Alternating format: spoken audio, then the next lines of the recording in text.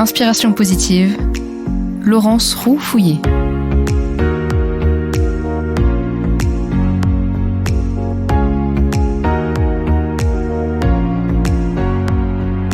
Bonjour, je suis heureuse de vous retrouver sur l'antenne de Fréquence Protestante pour cette nouvelle édition d'Inspiration positive.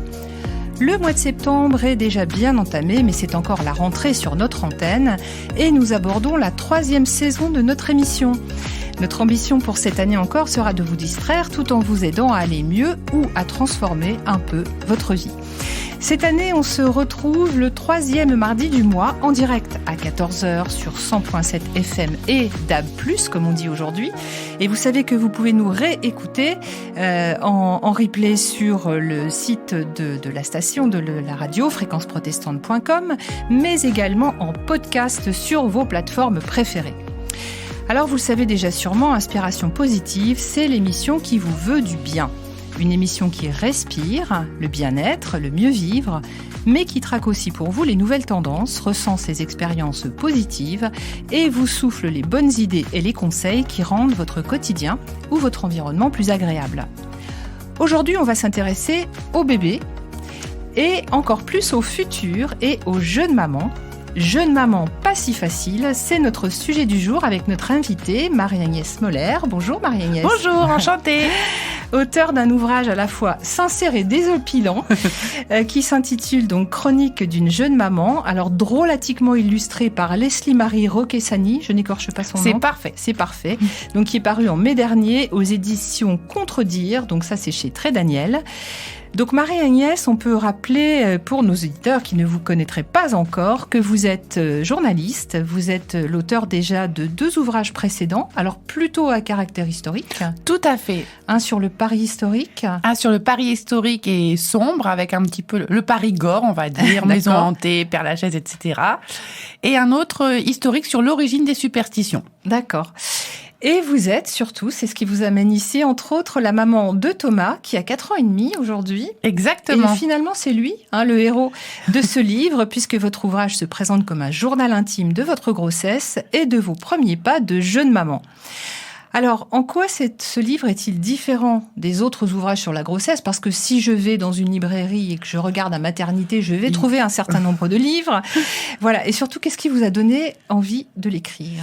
Alors, plusieurs choses. C'est vrai que quand on va dans le rayon maternité de toute librairie, il y en a pléthore de titres. Et évidemment, la Bible de Laurence Pernoud. Mais moi, j'avais envie de quelque chose de beaucoup plus déculpabilisant, de quelque chose de drôle. Être enceinte, je trouve que c'est pas forcément facile. On a des périodes compliquées, les hormones, tout ce qu'on vit. On traverse des choses qui parfois sont tabous, dont les jeunes femmes n'osent pas parler. Et j'avais envie d'un livre qui me fasse rire et qui me fasse me dire oui, t'as des vergetures, mais non, c'est pas grave. Alors justement, on va parler un peu du ton, puisque votre livre, je l'ai dit, se présente comme un journal de bord. Tout à fait, ouais. On peut dire d'ailleurs un journal intime, parfois même très intime. Peut-être même trop intime. Je ne sais pas, les lecteurs aviseront. Donc vous égrenez les différentes étapes, alors quasiment de la conception jusqu'à la naissance et même après. Et chaque chapitre se réfère à un thème, ça se lit très facilement. C'est très agréable. Alors, c'est parfois cru, mais c'est toujours drôle. Pourquoi, justement, avoir choisi ce ton léger ? Parce que, justement, quand moi-même j'étais enceinte, je trouvais pas de livre qui me fasse vraiment rire et oublier mes soucis. Donc, j'avais envie... Voilà, l'épisiotomie, les couches d'une femme une fois qu'elle a accouché, tout ça, c'est quand même des trucs qui sont lourds, qui sont pas faciles, dont on n'est pas forcément prévenu avant. Et je pense qu'on peut en rire et que ça fait du bien et ça dédramatise. L'idée, c'est vraiment un livre qui déculpabilise la jeune maman. Est-ce que vous diriez que ce sont les coulisses un peu de la grossesse, les choses dont on parle pas forcément ? C'est un peu ça, parce que généralement, la grossesse est vue comme une longue balade, un fleuve tranquille, rose, parsemé de barbe à papa, etc. Et en fait, il y a des moments de doute, il y a des moments de peur, il y a des moments où on a envie de retrouver sa bonne vieille peau, on en a marre de ce ventre distendu, de tout ça. Et on a envie juste d'oublier un petit peu tout ça et de rire de nouveau, avec légèreté. D'accord. on sait qu'en France, aujourd'hui, la première grossesse est un peu plus tardive qu'auparavant. Alors, les médecins diraient primipare âgé. Alors, c'est pas votre cas, je vous rassure. Mais ce qu'on voit également, c'est que finalement, la grossesse des femmes aujourd'hui en France est hyper sécurisée et même commandée, je dirais, par le principe de précaution. On a l'impression que le risque est partout. Est-ce que vous trouvez que c'est excessif? Alors oui, c'est sécurisant, mais est-ce que ce serait pas parfois un peu excessif? C'est excessif, je trouve que c'est anxiogène. On dirait qu'une femme enceinte, elle devrait vivre dans un scaphandre, ne pas sortir de chez elle pendant 9 mois. Le principe de précaution, il est important. Aujourd'hui, avec l'avancée de la médecine, etc., on sait qu'il y a certaines choses qui sont dangereuses, mais ma mère, quand elle était enceinte de moi, il y a presque 40 ans, mangeait du steak tartare et je suis en bonne santé aujourd'hui. C'est vrai qu'il y avait cet extrême et je trouve que voilà, on est passé d'un extrême à l'autre et aujourd'hui, du coup, la jeune maman, elle a peur de faire mal tout le temps. Quand on sait qu'on est enceinte, on se dit « Ah bah zut, il y a un mois, j'ai fait une fête chez une copine, j'ai bu une coupe de champagne. » Enfin, on est tout le temps dans l'hyper-contrôle et la culpabilité. D'accord, et ça c'est compliqué, c'est un peu dur à vivre sur la longueur. Je trouve que c'est dur à vivre parce que du coup, on savoure pas tous ces moments comme on le devrait. Je trouve que la culpabilité prend le pas sur le plaisir de la grossesse. Et peut-être aussi, on en parle souvent dans cette émission, la charge mentale, c'est-à-dire le fait d'avoir à penser à tout ce qui pourrait ne pas bien se passer. C'est ça. Quand on est enceinte, je trouve que c'est encore pire. Puis vous avez toujours une copine ou la factrice, ou la boulangère, qui vous raconte le dernier accouchement de Micheline, et qui s'est toujours très mal passé. Alors, ne spoilez pas votre ouvrage encore tout de suite pour nos auditeurs. On va avancer avec quelques questions encore. Vous venez de parler de votre maman. Et à plusieurs reprises, on a l'impression qu'en dernière cour, les conseils, j'ai envie de dire, le bon sens de votre mère sont parfois, alors je ne sais pas s'ils sont meilleurs, mais en tout cas ils sont plus rassurants que les mises en garde des médecins qui vous suivent. Est-ce que c'est pas ça aussi de temps en temps qui manquerait aujourd'hui? C'est-à-dire moi ce que j'appelle le gynécée. Jadis, quand les femmes attendaient un enfant, il y avait autour d'elles une mère qui était relativement proche géographiquement, une tante, une sœur. Est-ce qu'on n'aurait pas perdu un peu ça? Si. Maintenant, je trouve que les femmes, au lieu de l'appeler leur mère, ou leur grand-mère ou leur tante, elles vont sur Doctissimo ou ce genre de choses. Sur des forums, en général. Sur des forums. Ouais. En fait, moi, le jour où j'ai annoncé à ma mère que j'étais enceinte, elle m'a dit, je le savais, j'ai vu ta tête il y a 2 jours, je m'en doutais. Et pareil, quand j'ai perdu le fameux bouchon muqueux, ça va devenir gore. Mon médecin me dit non, c'est pas pour ça que tu vas accoucher. Et ma mère me dit si, tu vas voir, tu vas accoucher. Ma mère, elle est pas gynécologue, mais elle connaît sa fille mieux que personne. Et voilà, et elle savait mieux me comprendre, me rassurer, et voilà. Quelles ont été vos angoisses à vous quand vous étiez enceinte? J'avais peur de l'accouchement. J'imaginais une boucherie, j'imaginais des trucs horribles. Alors que maintenant, je dis pas que je ferais ça tous les jours, faut pas. Mais j'aurais plus du tout cette angoisse. J'avais peur de ça, j'avais peur de mal faire. J'avais peur de manger un fromage qui serait pas pasteurisé. Tout était source de stress. Je me rappelle, 2 jours avant l'accouchement, j'ai pris la tête à mon compagnon pour qu'on nettoie la voiture, comme si avoir une Clio neuve, propre, ça allait changer la vie du bébé. Mais pour moi, c'était devenu essentiel. Alors, vous utilisez... Alors, moi, j'aime beaucoup, je le dis pour nos auditeurs, votre livre regorge d'exemples, de métaphores, d'images, toutes plus drôles les unes que les autres. C'est vrai que... Alors, ça fait sourire, ça fait parfois grincer les dents. Quand on est une femme et qu'on est passé par là, on se dit, oh, oui, effectivement, c'est comme ça que ça se passe. Et notamment, il y a une expression que j'aime beaucoup. Vous dites que parfois, vous avez eu l'impression d'être comme un Kinder Surprise, c'est-à-dire, c'est ça. Il y a un cadeau à l'intérieur, mais surtout que votre corps, et plus particulièrement votre ventre, donc on est quand même dans un sujet très sérieux, était devenu finalement une chose publique, faisant l'objet de toutes les attractions, non seulement de toutes les attentions, mais de toutes les attractions. Et c'est vrai que toucher le ventre d'une future maman, alors ça porte bonheur ou c'est courir le risque de se prendre une baffe? Moi, je pense qu'il y a des baffes qui se perdent, clairement, parce que voilà, c'est le réceptacle de son intimité, c'est ce que je dis à un moment dans le livre. Et quand on est à l'arrêt du bus et qu'il y a une dame certainement très sympathique au demeurant, elle s'est approchée de moi, elle s'est mise à toucher mon ventre. Enfin, ça m'a choquée, mais sur le coup, j'ai pas eu le répondant. Ça m'a trop laissé, l'effet de surprise. L'effet de surprise. Ouais. Et en fait, avec le recul, je me dis, mais j'aurais dû dire quelque chose. C'est mon ventre, c'est quand les gens se refont faire les seins, je vais pas leur toucher. Pour vérifier comment ça fonctionne. Bon, non, mais ce qui veut dire qu'à une époque où justement on est très attentif, aux relations hommes-femmes, aux discriminations, au sexisme, à tout ce qu'on veut, finalement la maternité, ça reste un champ d'investigation dans lequel on peut parfois, les autres, alors on verra justement quels autres peuvent un peu tout se permettre. Oui, on dirait que la femme enceinte, elle devient... c'est un peu comme le Kinder Surprise. Souvent, on est plus intéressé par la surprise que par le chocolat autour.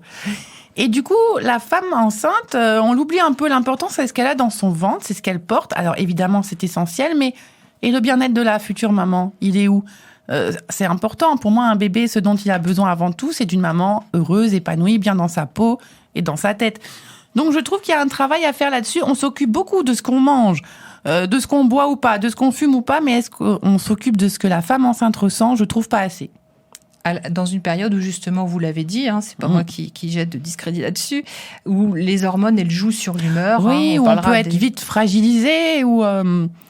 Moi, je me rappelle, j'avais ouvert un plat surgelé et j'avais versé dessus du parmesan et le parmesan était périmé et j'ai pleuré pendant 20 minutes. Donc, c'est vrai que la femme enceinte, elle a cette fragilité et je trouve qu'elle n'est pas assez prise en considération aujourd'hui. Bon, alors, je l'ai dit tout à l'heure en vous présentant, vous êtes journaliste, vous êtes auteur, vous êtes né en région parisienne. Alors, on a choisi pour le titre de milieu d'émission, on va faire une petite pause. Je ne vais pas dire votre année de naissance, vous l'avez presque dit, mais en tout cas, c'était un titre quand on entendait, à la radio, de cette année-là. Voilà.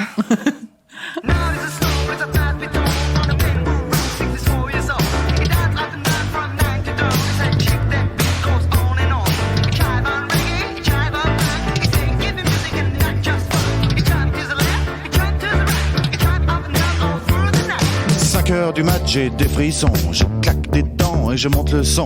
Seul sur le lit dans mes draps bleus froissés, c'est l'insomnie, sommeil cassé. Je perds la tête et mes cigarettes sont toutes fumées dans le cendrier. C'est plein de Kleenex et de bouteilles vides, je suis tout seul. Pendant que Boulogne se désespère, j'ai de quoi me remplir un dernier verre. Clac, fait le verre en tombant sur le lino. Je me coupe la main en ramassant les morceaux. Je stérilise les murs qui dansent, l'alcool ça grise et ça commence. Font les moutons sur le parquet. Et à ce moment-là, qu'est-ce que vous avez fait ? Je crois que j'ai remis la radio. Chacun fait ce qui lui plaît. Précipice est au bout. Précipice, on s'en fout. Chacun fait ce qui lui plaît. Les étoiles qui brillent. Qu'elles ont à me dire, les étoiles. 6h du mat, faut que je trouve à boire. Liqueur forte ou café noir. Je brûle un feu rouge, police patrouille, je serre les fesses, y a rien qui presse. 4, 5 francs maros, crie le petit chose dans le matin rouge, car mon ondine sous ses comptines. Tout près d'une poste, y a un petit bar, je pousse la porte et je viens m'asseoir. 3, 4 patibulaires, tape le carton dans les water. Toute seule au bar, dans un coin noir, une blonde platine sirote sa fille. Elle dit champagne, je l'accompagne, elle dit 50, je lui dis ça me tend. Et vous êtes rentré comment ? Dans ma voiture. Ah, il y avait toujours ma mère à la radio. Chacun fait ce qui lui plaît. Que de pression dans les bars. Personne te pousse à voir. Chacun fait ce qui lui plaît. Les gens ont ces manies. Pécalcomanie. 7h du mat, l'hôtel. Je paie, j'abrège, je fouille mes poches. Je sais, c'est moche. Son sourire rouge, son corps qui bouge, elle fait glisser son cœur croisé sur sa peau bronzée. T'as les bas nylons qui filent sur le tendon, ses ongles m'accrochent. Tu viens chérie, le lit qui craque et les volets claquent. Seule dans le lit, dans ses draps bleus froissés, sur sa peau lisse, mes doigts glacés. Elle prend la pause, pense à autre chose. Ses yeux miroirs envoient mon regard. Des anges pressés dans ce bloc cassé me disent c'est l'heure. Je leur dis quelle heure. Et vous vous souvenez vraiment pas de ce qui s'est passé ? Non, vraiment pas. Chacun fait ce qui lui plaît. Sous mes pieds, il y a la terre. Sous tes pieds, il y a l'enfer. Chacun fait ce qui lui plaît. Mon Dieu, je peux même pas jouir. Tant pis pour toi, il faut dormir. Alors je je me sauve dans le matin gris. C'est Interjo et pas de taxi. Les chats qui se lavent le petit ronron. Les éminents et petits bateaux. Pour de l'âge pleure, je me sens pas belle. Les bigoudis sont plus emplis. Mon studio, j'aspirateur. La vidéo me fait un peu peur. Madame Pipi a des ennuis. Monsieur Papa se fait des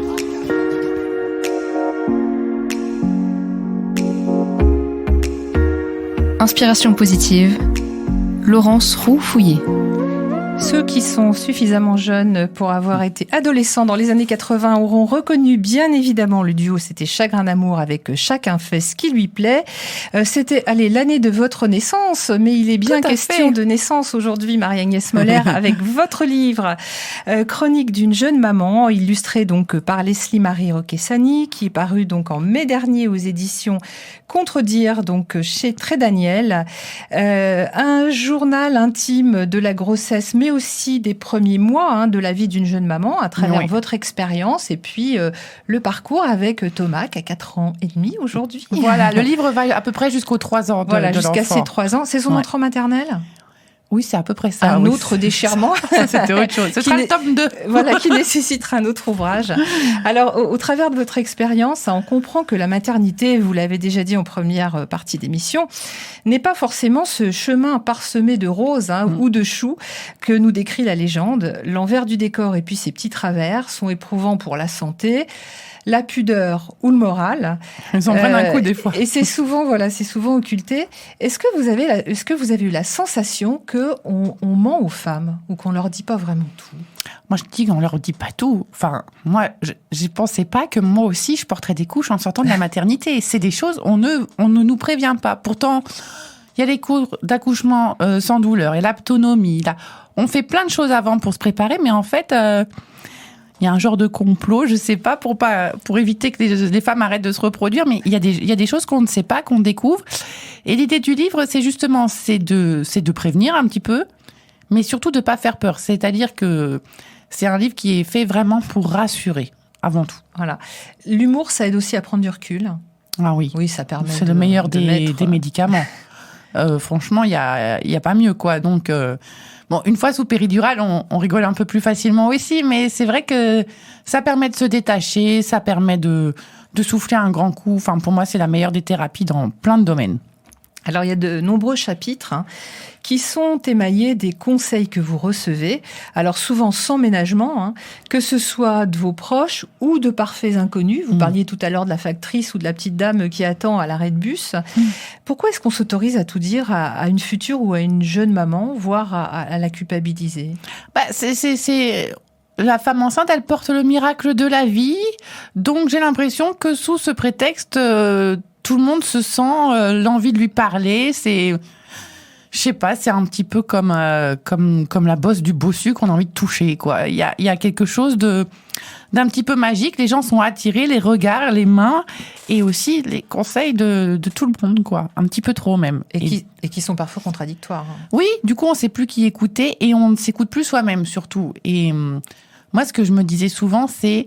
Mais en fait, la mère, c'est moi, donc je vais essayer de m'écouter moi. Alors, je dis pas que j'y arrive à chaque fois, mais finalement, il faut qu'on suive son instinct, sa voix intérieure, quoi. Oui, mais ce qui est en même temps difficile quand c'est un premier enfant. Parce que cette expérience-là, on l'a pas. C'est quand même une expérience qui ne s'apprend pas. Alors, vous parliez d'ouvrages célèbres depuis des décennies où les mères sont censées avoir les informations de base, mais finalement, ce métier-là, il ne s'apprend pas. Il se vit, il se découvre par l'expérience. C'est ça, et puis ça change. C'est-à-dire que quand ma belle-mère m'a vu la première fois donner un biberon à mon fils sans l'avoir fait chauffer avant, elle a failli crier au scandale, parce qu'à l'époque, ça se faisait. C'est pareil, des fois on met les bébés sur le ventre, des fois on les met sur le dos. Ça change tous les 6 mois. J'exagère, mais c'est un petit peu ça. Donc je pense que le mieux, c'est de prendre les conseils, mais pas pour argent comptant. Et puis après d'en tirer soi-même le meilleur et surtout de les mêler à son instinct et à sa propre voix intérieure. Alors, vous venez d'en parler, donc je saisis la perche. La jeune maman et sa belle-mère, est-ce que c'est un duo qui fonctionne ? Ah, c'est un duo de choc. C'est Stone et Chardin qui s'arrachent les cheveux. Non, c'est pas toujours évident, mais voilà, c'est normal, je pense que... Et puis même des fois, entre une fille et sa mère, entre une fille et sa sœur, entre une fille et son amie...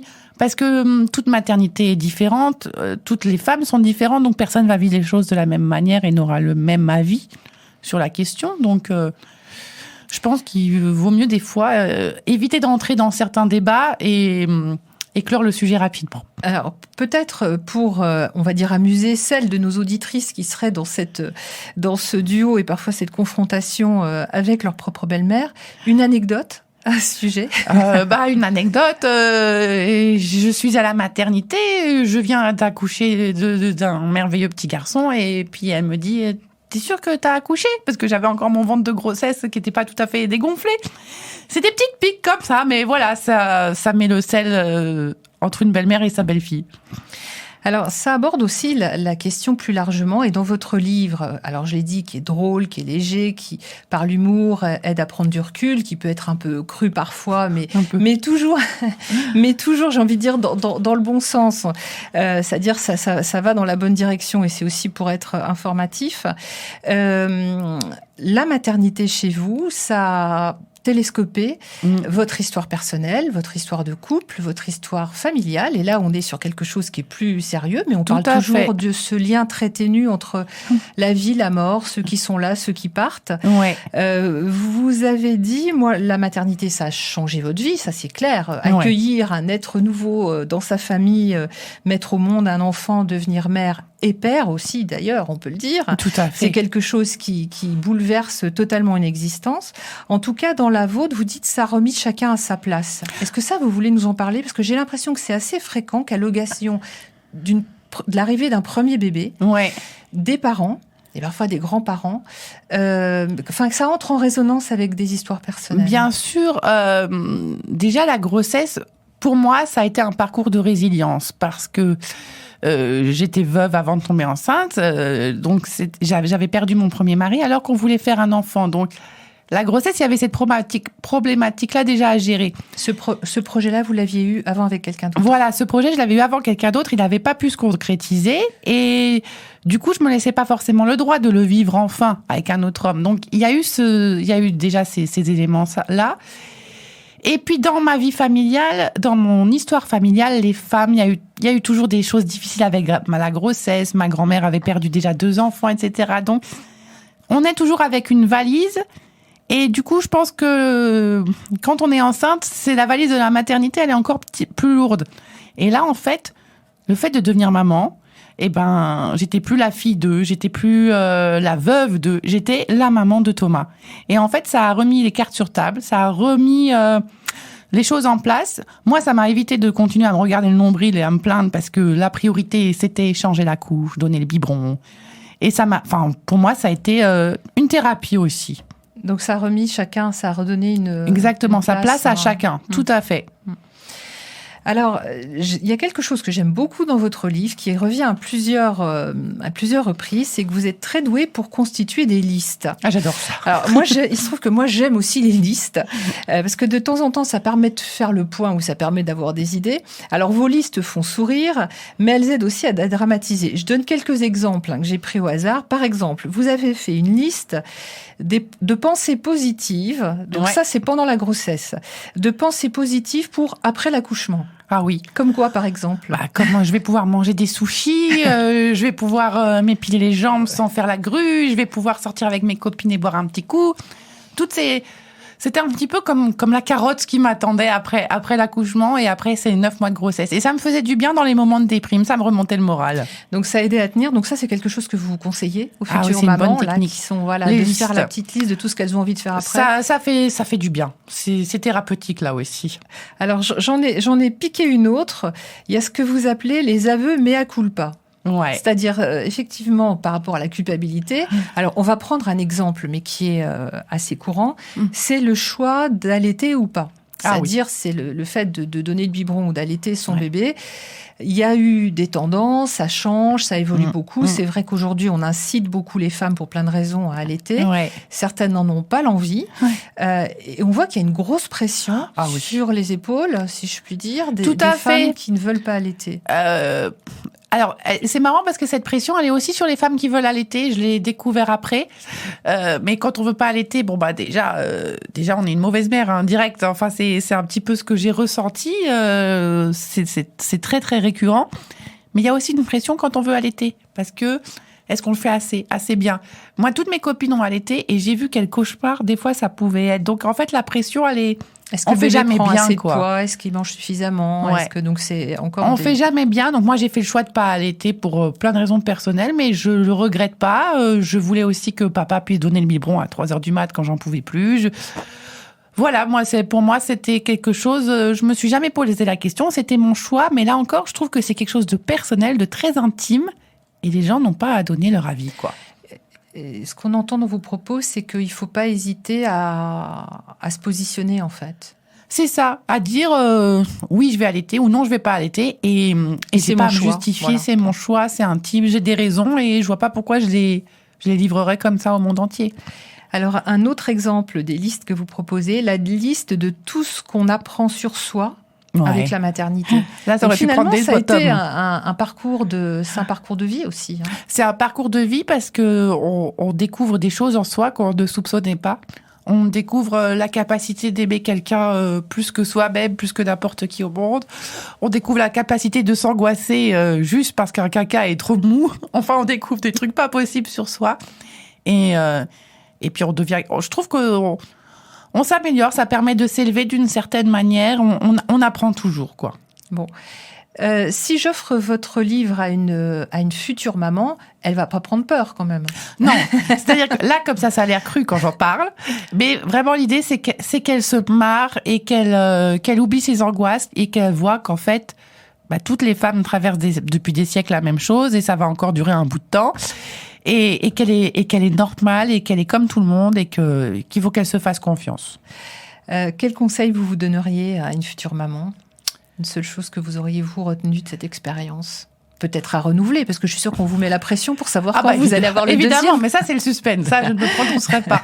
Mais le conseil que je donnerais, c'est mets des boules qui est mentales dans ta tête et n'écoute pas les récits d'accouchement des autres, les avis de tout le monde. Écoute-toi d'abord, en tout cas. Voilà, donc c'est d'être centré sur soi et sur son bébé. Et voilà, et se faire confiance à soi. Toutes choses qui sont plus faciles, effectivement, quand on aborde une deuxième grossesse, parce que c'est une expérience qui est hautement apprenante. Si j'en fais un deuxième, ça va être... Bon, donc on attendra le tome 2 avec impatience. Alors, Inspiration Positive, vous le savez, c'est une émission, mais c'est aussi un blog. Donc, vous pouvez retrouver d'autres informations sur ce thème et sur d'autres très approchants sur le blog de l'émission. Je vous redonne son adresse, c'est au pluriel inspirationpositive.wordpress.com et sur notre page Facebook. Si vous avez aimé cette émission, vous pouvez la réécouter ou la faire écouter dans votre entourage à celle des futures ou des jeunes mamans qui en auraient le plus besoin. Donc notre émission est en replay sur le site de Fréquence Protestante, fréquenceprotestante.com, mais aussi en podcast, donc sur les principales plateformes d'écoute, Apple Podcasts, Spotify, Deezer, etc. Je remercie aujourd'hui Emmanuel qui était avec nous à la technique. Et quant à nous, on se retrouvera pour une prochaine émission. Ce sera mardi 19 octobre. Il sera question d'intuition. Justement, s'écouter et développer son intuition. D'ici là, passez une très bonne semaine et surtout, prenez soin de vous.